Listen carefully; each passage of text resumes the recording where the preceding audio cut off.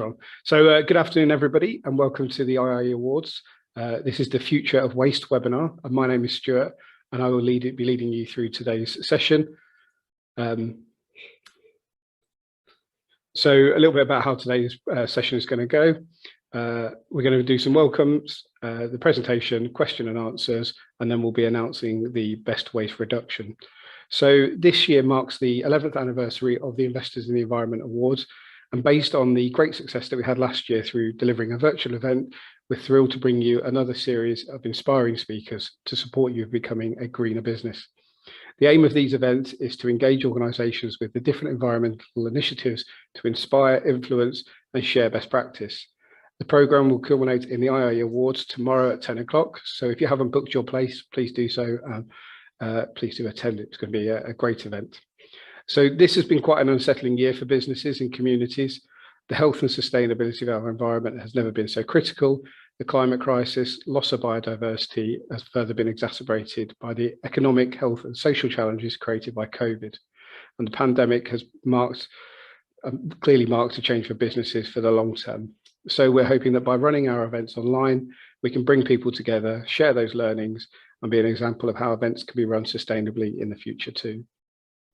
So when I think about our current direction of travel at the moment, I like to think of it at the moment around waste about WALL-E from the Pixar film.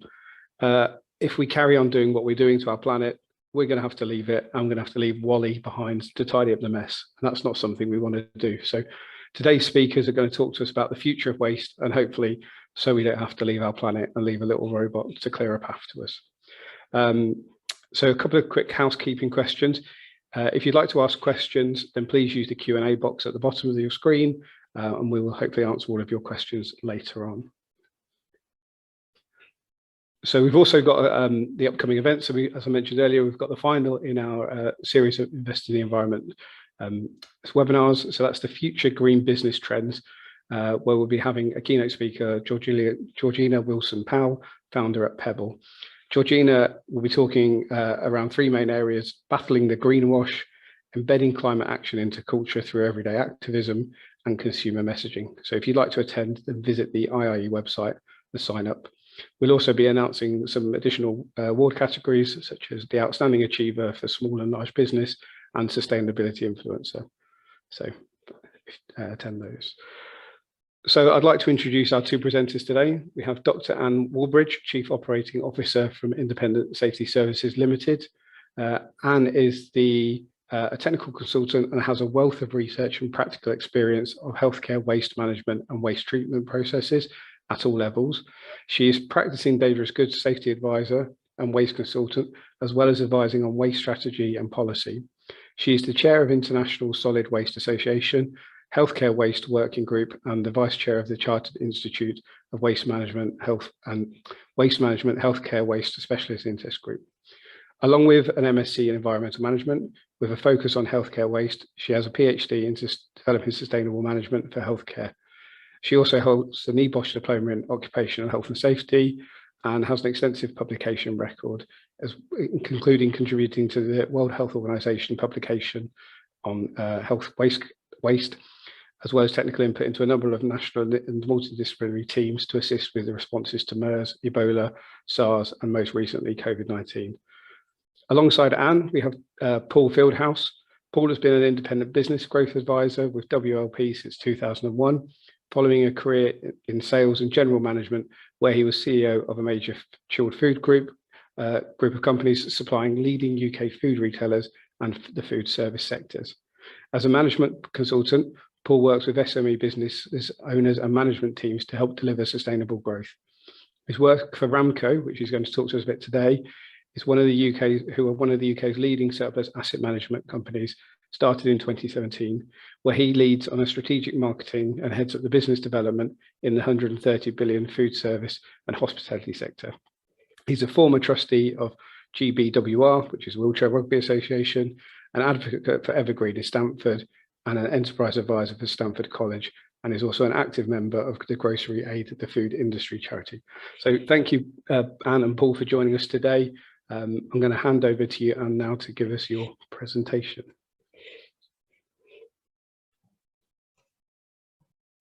Thank you. Hopefully you can hear me. I'm going to talk about the future of waste, but I'm going to start with sort of where we are at the moment. So if I could have the next slide, please. Currently, and I will use the word currently a lot, we're bound by legislation. So all waste, whether it's healthcare waste, whether it's municipal waste, whether it's industrial, we are surrounded by a raft of legislation. So we broadly have our duty of care. So we need a full audit trail of waste from cradle to grave. We have hazardous waste regulations, which defines the hazards and how they should be classified and disposed of. We have our environmental and permitting legislation, which means most people don't treat waste on their own sites because it's so complicated. It does, however, keep us safe. So we have a definition of how waste should be moved and treated, and this is regulated by the Environment Agency, Natural Resources Wales in Wales, SEPA in Scotland, and IEA in Northern Ireland. We also have health and safety legislation, which sets minimum standards for safety in the workplace, and the waste industry is one of the most dangerous sectors to be in, other than mining and agriculture. We also have the carriage of dangerous goods legislation, which protects all personnel in the transport chain. And this will not only the people that are carrying the waste, but other road users. And this is regulated by the police and the health and safety executive. So when I'm looking at the future of waste, we're also going to have to look at how we take this legislation with us. And potentially the bits we don't like now, we are going to have to change. And that particularly comes on to where we're starting to look at reuse and things. So we'll touch on that a little bit later. Next slide, please. We also, and this is a 2002, it was like quite a good idea. 2007, it was started to be written into regulation. In 2011, the waste hierarchy became part of our regulatory regime. So if you work for an organisation, every single time your waste leaves your site, you will be signing, or somebody will be signing on your behalf to say that you have applied Regulation 12 of the waste regulations, which is the waste hierarchy. So under your duty of care, you have a legal obligation to not use items that don't need to be used. So resource management, which is top of the waste hierarchy, should be the future of waste. We should be looking at circular economy. We should be looking at, do we even need it in the first place? Do we need to design better? How do we reduce the amount of waste that we produce? You will have often seen the waste hierarchy, either in a pyramid form, upside down triangle, right way up triangle, whatever. I prefer this representation because this shows that the system isn't perfect and it shows it's fluid. It's not a direct line between recycling and other recovery. It's not a direct line between other recovery and disposal. So we have a legal duty, and this will not change. It can't change. We have a duty to the planet and the people. We have to make sure all the waste that is generated are handled and treated safely, paramount, cost effectively, and in a manner that doesn't negatively impact the environment. What I would see in future is that order changing. So I think it has to go safety first, then in a manner that doesn't negatively impact the environment, followed by cost. Because I think cost is the least important factor in this. We have to be looking at the environment. Next slide, please. So is it all about the technology? I don't mean to pick on any organisations, but the photograph you see on the left is not in this country, but it is a pretty basic, pretty fundamental, it works, incinerator that takes infectious waste and it just burns it. That's all it does. No energy recovery or anything. In the middle, we have a very, very nice recycling plant. On the right-hand side, we have a state-of-the-art incinerator that only opened a couple of years ago. This is in Denmark. It has a functioning ski slope on the top. It is beautiful inside. and it recovers energy. It makes the maximum use out of that resource. It is what they call an R1 incinerator, which is actually an energy recovery facility. It just happens to burn waste. So where we do have to generate those wastes, then maybe we should be looking at high-end technology, but it's not all about the technology. The photograph you're looking at the bottom is actually compressed. These are from, there's a lot of questions around it. This is from a company you will have probably heard of. These are compressed curtains, but they're not from a health environment because there's a whole raft of permitting regulations around the health environment.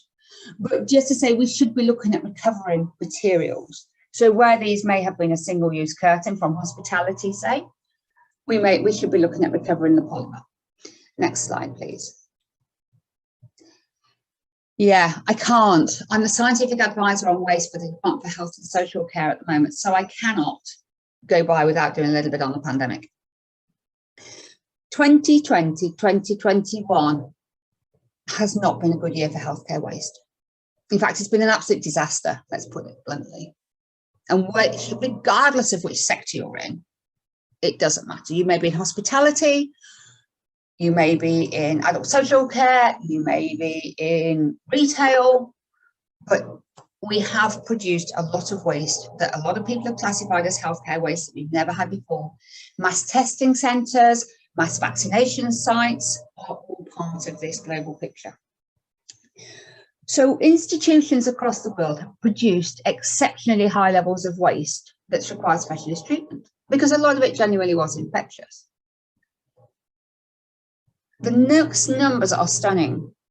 In 2019, the NHS in England, and don't forget, we've also got stuff that's not NHS, but they had 2.4 billion pieces of PPE supplied. In the last year, well, between May 2020 and May 2021, 11.7 billion pieces of PPE were supplied, and that doesn't include anything that's outside the NHS. This has been replicated across the globe. So we were doing really well with a lot of the waste and a lot of getting rid of single-use plastics.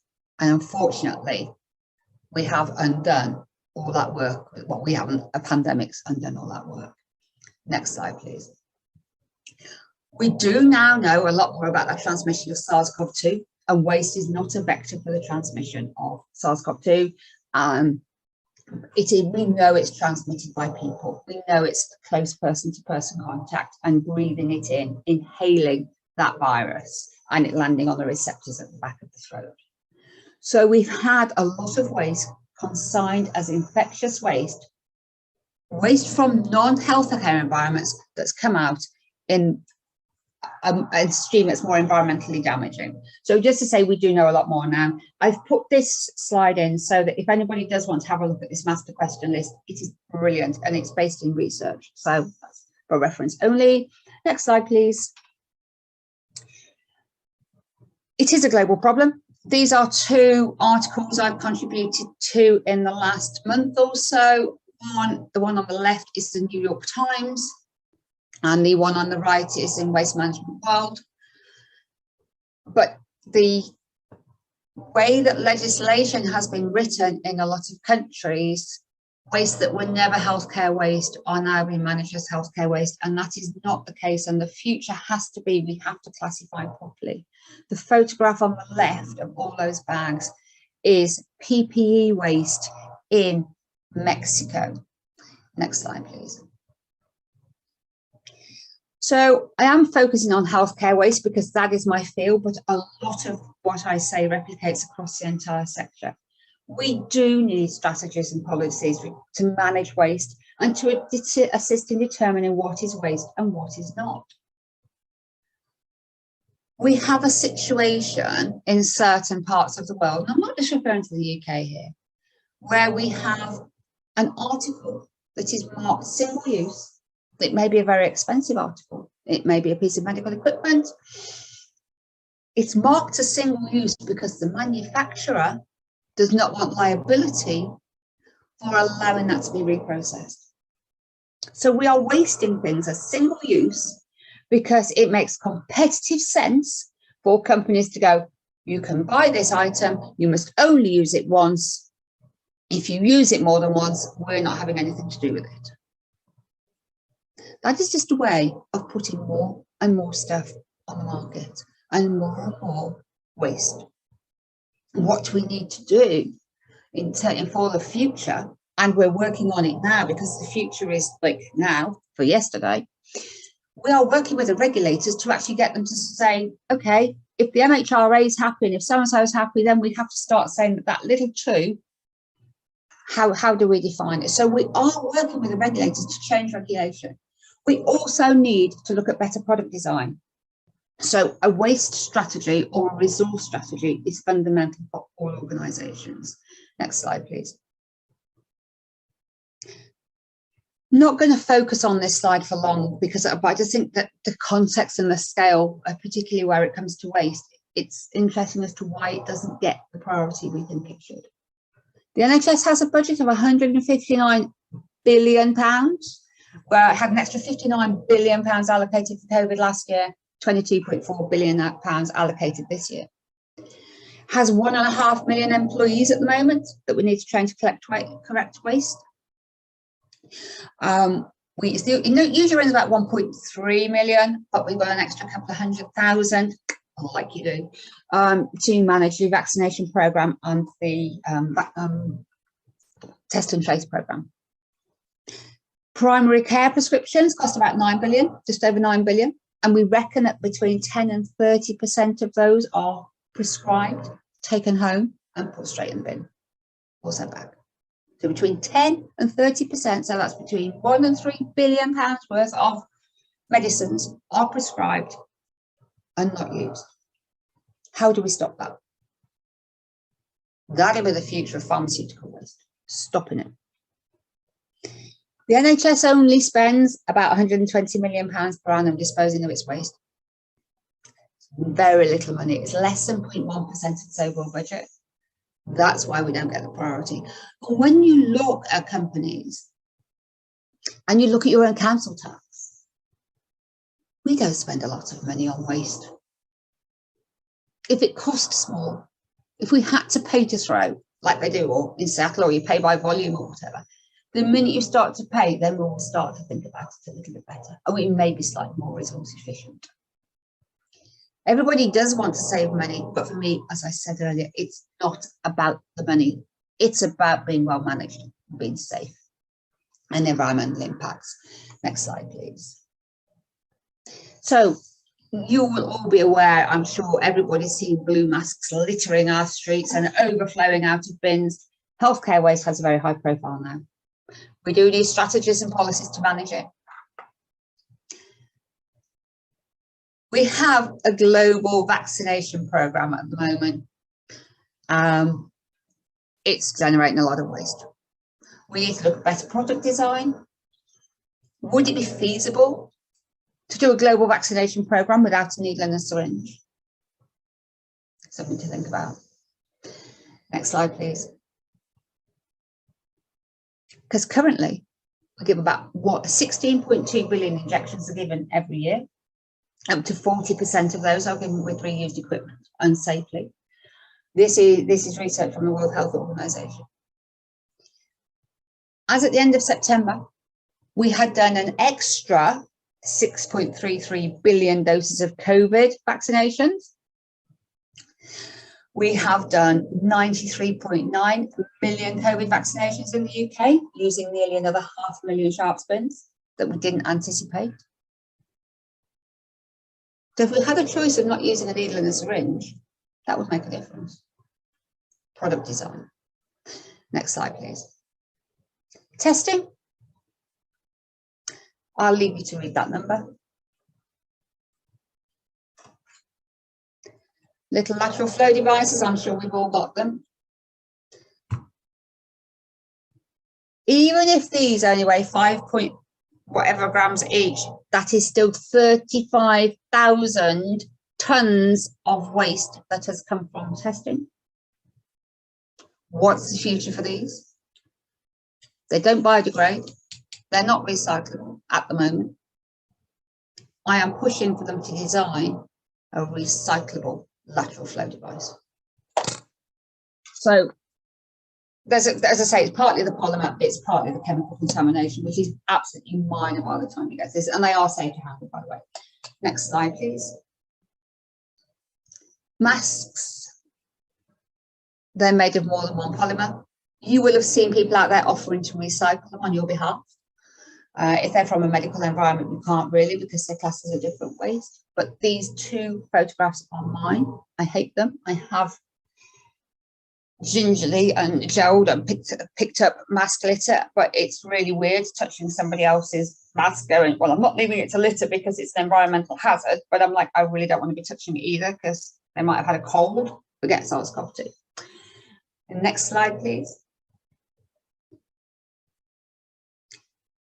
We are starting a reuse revolution. We have to. We have no choice.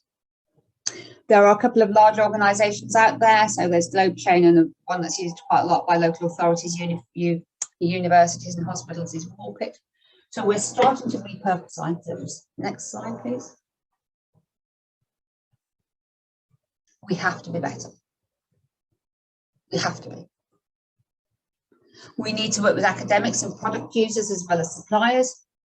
We need to repair items. We need to allow for items to be decontaminated and reused. We need to consider more reusable products, recyclable, look at the polymers that they're made of. We need to investigate and invest in new technologies to remove healthcare waste, particularly up the waste hierarchy. We are not doing so badly with municipal. There is not that much waste that's landfilled. I live in Shropshire, and only 4% of our waste is landfilled. 45% of it is sent to energy from waste, and the remaining 50 or so is sent for recycling. So we're getting there. Next slide, please. What happens next? What does happen next? We're already in a climate emergency. In November, COP26 is taking place in Glasgow. Will healthcare waste be on the agenda? There will be some waste stuff on there. I'm not sure healthcare waste is. The photograph you're looking at is from the Blue Lake in Fairborn, looking out across to Barmouth and the Mouth Estuary. On paper, this will not exist in 50 years' time. It will be underwater. Waste, while it is not the only climate change factor, it still has a part to play. So we have to be better with our waste and not producing it in the future. Thank you very much. Next slide, please. Thank you. Thank you, Anne, for that. And some of the numbers you gave in your presentation was phenomenal. And as you just highlighted there, you know, we all need to be taking this seriously, looking at better product design, looking at how we're using materials. And it's not just for our planet now, it's contributing to the wider environmental impacts as well. So thank you for that. Really appreciate the talk. It's really engaging. We've had a couple of questions in already, but if you've got questions for Anne, then please do pop them in the chat. And we'll ask them after the next presentation. So Paul, I'm going to pass over to you, and I'll carry on doing my next slide role for you as well. Okay, thank you, Stuart. Anne, I just have to say thank you. I've just taken a big intake of breath with the staggering statistics that you've presented us. And I suppose the pleasing thing is we are making some progress. Okay, good afternoon, everybody. My name is Paul Fieldhouse. I'm going to tell you a little bit about what we do at RAMCO. You'll see on there a container with reuse on the sign. So no apologies. We don't like the word waste, but we love reuse. And I want to tell you a little bit about our journey and our sustainable journey and where we're heading. So today is a combination of our experience and some of the things that we do to give capital equipment typically a new life, and who we partner with, because it's important to understand our supply chain in terms of where those surplus assets come from. I'll give you an idea of some real life examples. Next slide, please. Yeah, 25 years RAMCO have been finding new homes, and I'll let you read our mission. Just for context and a recent example, you'll be pleased to know, Anne, that we've sold 4 fully functioning mask PPE machines that were only commissioned last year, complete with packaging and the actual machinery. But we handle through our facility at Skegness 1,500 tons of surplus equipment, but we haven't yet been able to measure the equipment that we sell on behalf of our clients for the for our clients. Importantly as well, in terms of the Skegness figure of 1,500, less than 1% of what we've handled, less than 0.1%, I should say, has gone to landfill. Now, again, just for context, according to PACE, and I would urge you to have a look at pace.org. That's the platform for accelerating the circular economy. They reckon that 7.2 million tons of raw materials are processed in the use of capital equipment. So next slide, please, Stuart.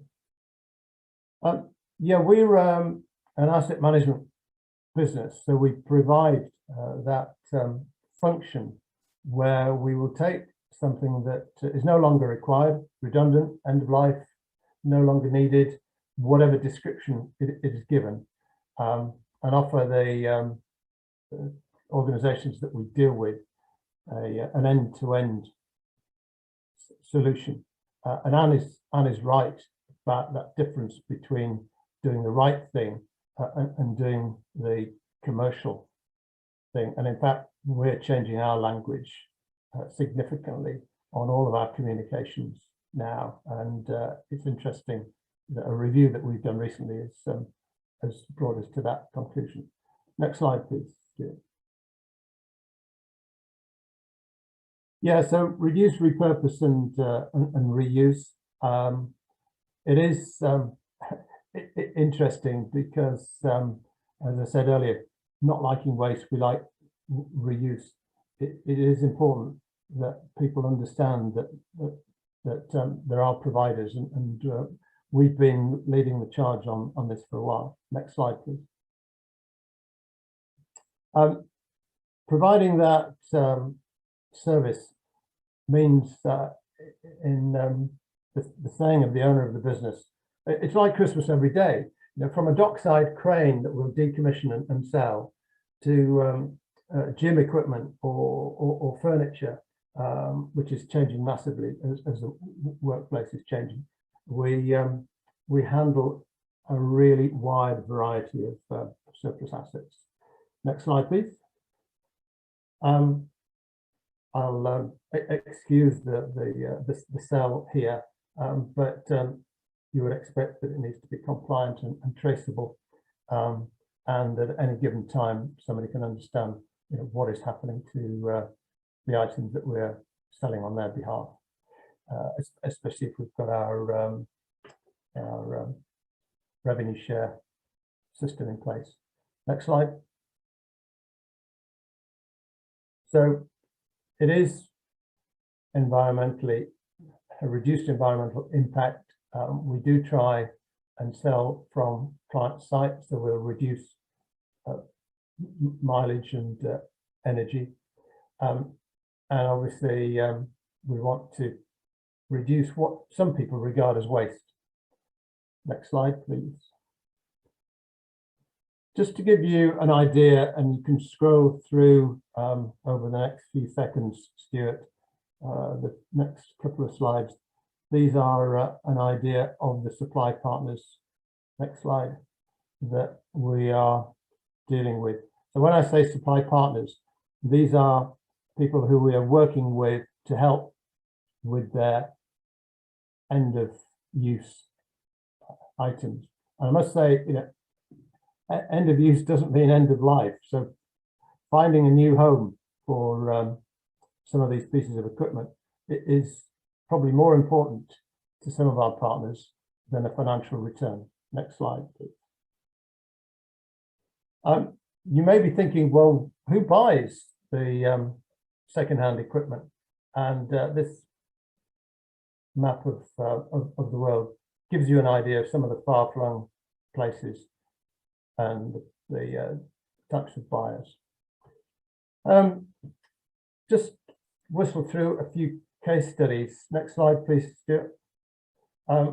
From retail, where we've been taking out a large piece of equipment, working with a fit-out operator, and where they were changing to a more environmental system. Next slide, please.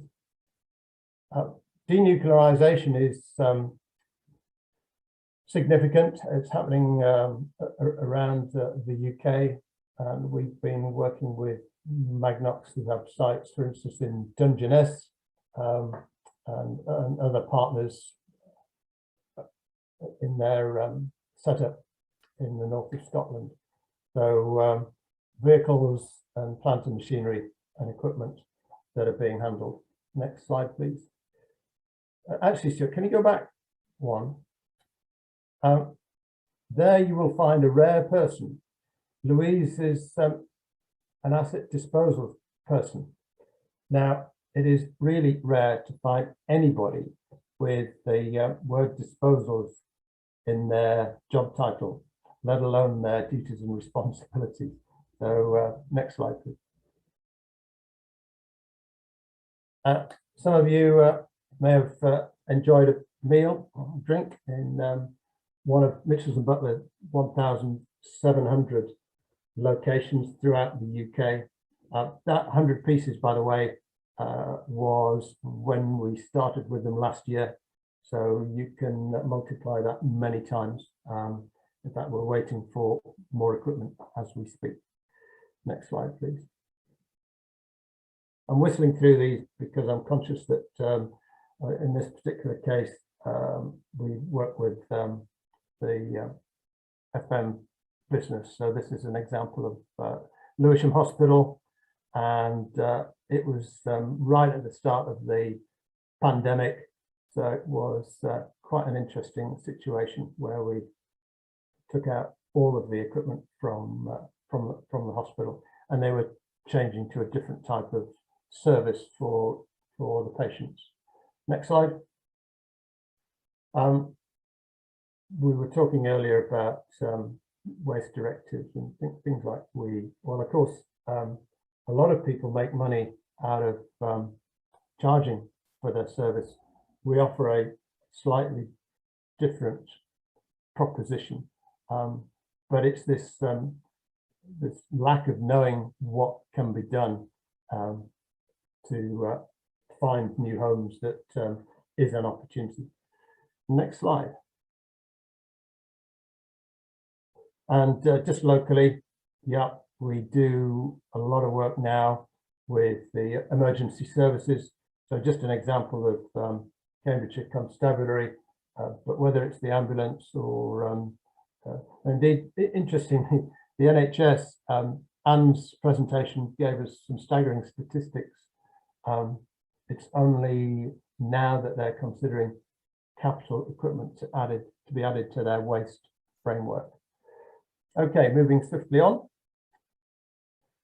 Yeah, the challenges that we have in reuse and the circular economy, I touched on it earlier about who actually is responsible in an organization for a disposal and finding a better route. So it is often the case that people don't know. We're working with Merlin Group, the world's second biggest entertainment business.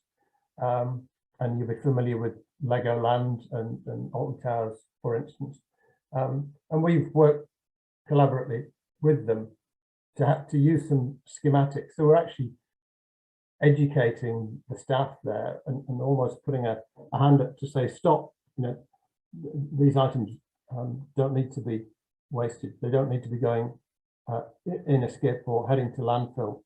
We can find a new home. So clearly the resource issue of somebody responsible in an organization is where we can, and others, of course, there are other people that do what we do, but they are in a position where they can educate and find a better route. Centrica, the listed utilities business, probably better known to consumers with British Gas, and of course gas is in the news at the moment, have a massive closure program, and we have been busy closing or indeed selling from sites significant amounts of capital equipment, fixtures and fittings and heavy items before the bulldozers go in and the site is repurposed.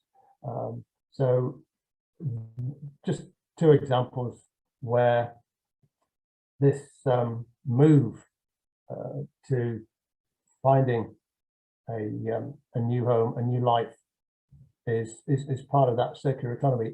And I guess when we started in 1996, the pioneers of the circular economy, which really just makes eminent sense, doesn't it? It is so heartening to hear people coming back with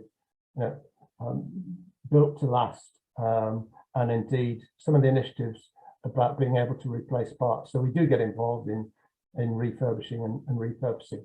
So important that we manage this challenge in terms of let's remove some of the obstacles. And again, this challenge is, although we've all got different priorities, but for us and reuse is making sure that reuse is, we'd be absolutely delighted that if it was mentioned as many times as waste, but we should be encouraged by the use of sustainability and the agenda and the journey that everybody's on. I think we're on to the last slide, Stuart. Changing people's attitudes and their regular activities and behaviours is what we're about. We do partner with trade associations, with NGOs, and with people like PACE that I've mentioned, the Green Alliance, ED, and happy for those of you who don't know of them to provide the links to those. But the Green Alliance, are the challenger to the government of the day, to get some of these initiatives changing those behaviours. I do think we are becoming more aware, certainly in the last 12 to 18 months. I was concerned when COVID struck that sustainability was going to take a back seat. If anything, it's come back stronger this year. So that is good news. Even equipment suppliers that we are now dealing with, who historically would rather scrap equipment and not have them go into the market, we're partnering with them to sell their graded items. Our journey continues. Circular economy is one of the ways that we can all help, and obviously with the effect of carbon and net zero, which would take up another webinar. There's plenty for us to look at getting everybody better informed and educated about what we can all do. And of course, thank you to investors in the environment with their awards week and the platform for me to tell you a little bit more about what we do and the bright future during difficult times. Anyway, thank you very much. Brilliant, thanks, Paul. It's good to see as well that there's a change in attitude rather than talking about waste and us talking about reuse. If you've got any questions, please do put them in the Q&A. We've had some in, so I'll start going through those now. We've had a question in for you, Paul, seeing you're on screen at the moment, but Anne, if you want to turn on your mic and camera, we've got some questions for you as well. So Paul, can you give me some examples of second-hand items that you think businesses would be able to sell on for value, and particularly maybe from an office environment? A good example this morning actually, and that would be industrial floor cleaners and scrubbers, which we may actually end up selling to the NHS. They don't need to buy new if these are perfectly serviceable working pieces of machinery. The wild and the weird come to mind, but I'll keep it to sensible options. So vehicles, marine, heavy equipment, whether that's compressors, machine tools, the list is endless. Gym equipment, through to I'm just trying to think of another example, but I hope that's enough. Yeah, so a wide range that, yeah, pretty much everything can as a second value is what yes, you've outlined there. Yes, the challenging one for us at the moment is office furniture, but we do partner with Pickfords, and you know, where, and in fact locally, those of you who are local, when British Sugar moved from Oundle Road to their new premises, we sold everything from the laboratory equipment through to the oil that was in the oil tank before they knocked the building down and it became a Lidl supermarket. Fantastic, great news. And we've got a question for you. So we have several members who are vets as part of Investors in the Environment, and the question of reusable, washable surgical drapes and hats often comes up, and the related laundry costs associated with that versus a single-use item and their associated disposal costs. Do you have a feel as to what is better for the environment and how many uses are needed to bring the washable versions impact down to parity with single-use? It's one of those variable questions. Yes, I would prefer to see reusables. I would prefer to see washables, but I also think that, again, it's around sourcing. So when you look at the volume of water that's required to make a kilo of cotton, for instance, it's quite unsustainable. And denim is one of the worst products on the market, even though it lasts for a very long time. So the single use, I would feel, are not necessarily the right option, but I think we also need to be sourcing the right polymers.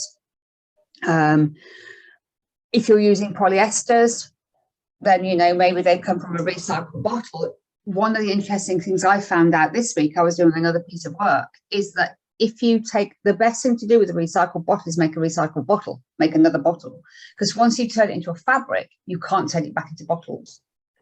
So we've got to close those correct loops. So yes, I think in terms of the environment, and you've also, where do you scope it? Do you stop with the washing machine? You stop with the import of the motor to make your washing machine?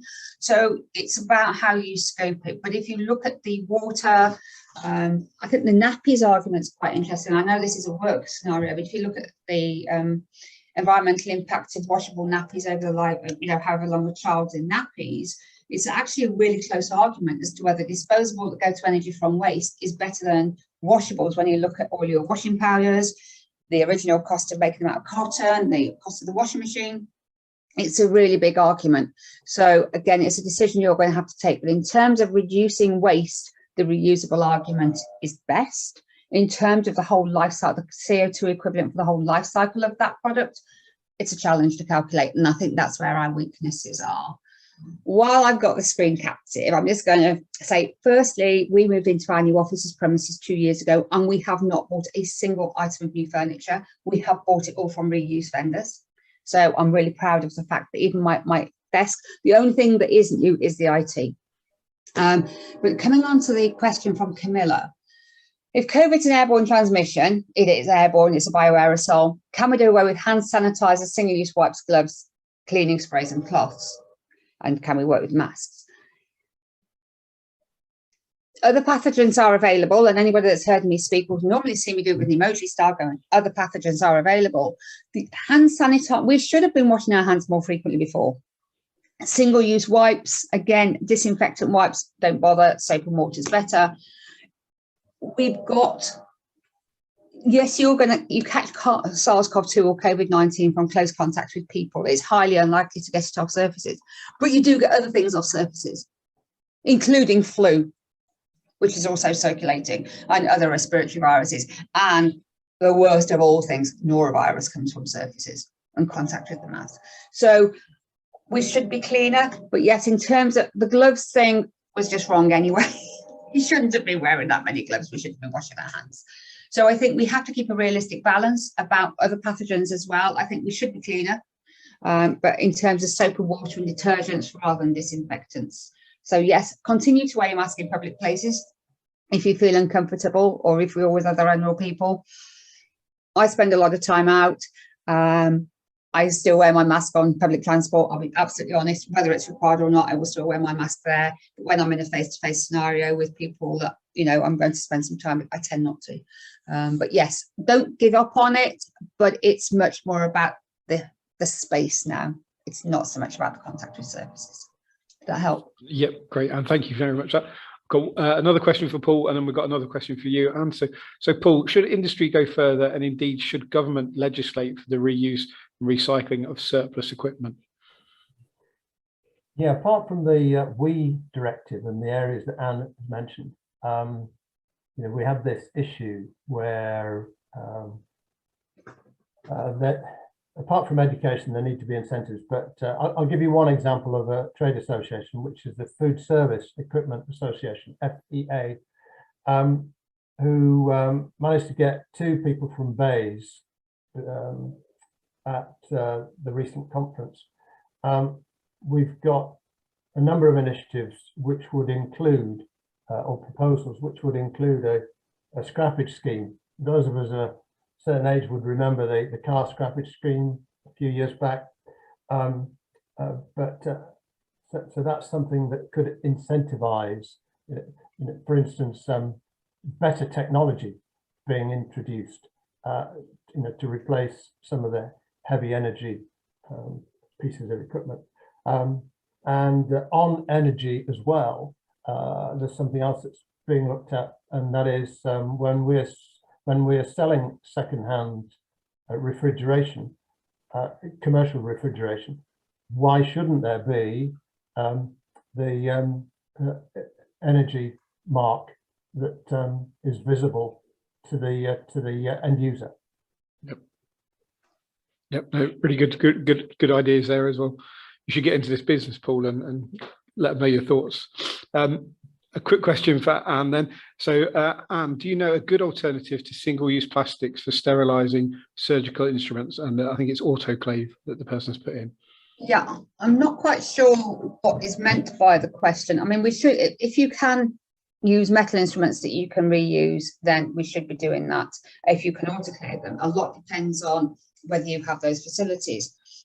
Certainly in the adult healthcare, or sorry, in the healthcare sector, not the animal healthcare sector, but in the human healthcare sector, there are certain disciplines that will only ever use single use because of the risk of transmission of a couple of prions particularly.